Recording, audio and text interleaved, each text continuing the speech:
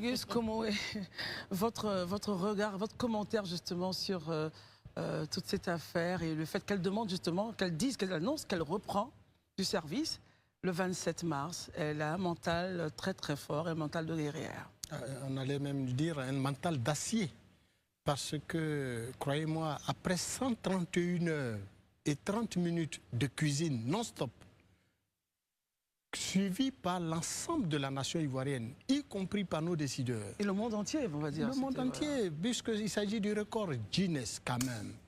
Battre un tel record, préparer des semaines, des mois, des années, ça a été pour elle l'occasion justement de s'exercer au plan mental, se préparer mentalement, se préparer physiquement pour atteindre un tel objectif, pour ne pas dire un tel résultat.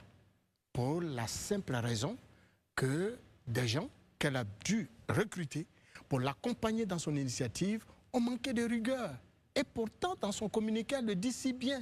Des réunions sur des réunions ont été organisées avec l'équipe de captation qui devrait l'accompagner pour atteindre un tel objectif.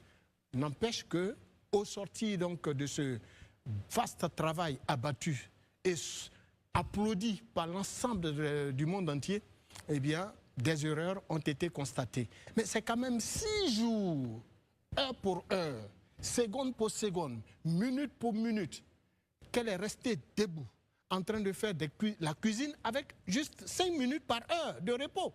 Mais c'est incroyable. Pourquoi sommes-nous si méchants? Moi, j'allais le dire comme ça. Non, c'est pas de la méchanceté. Non, mais en attendant justement, certainement que nous aurons la réaction de l'équipe de captation qui l'a accompagné, mais je reste totalement abasourdi.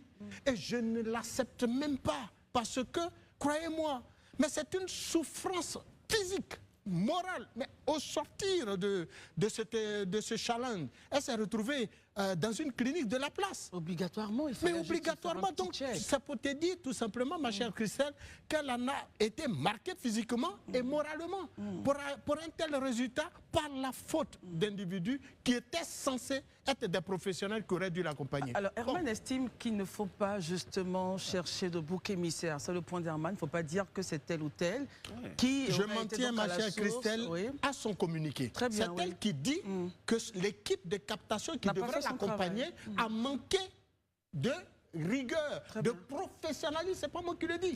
C'est son communiqué. Il faut nous en tenir au contenu de son communiqué. Sauf maintenant si vous voulez mettre en doute la moralité de la dame. Très bien, je repars. Non, on ne va pas remettre en doute. Ah, mais c'est son communiqué.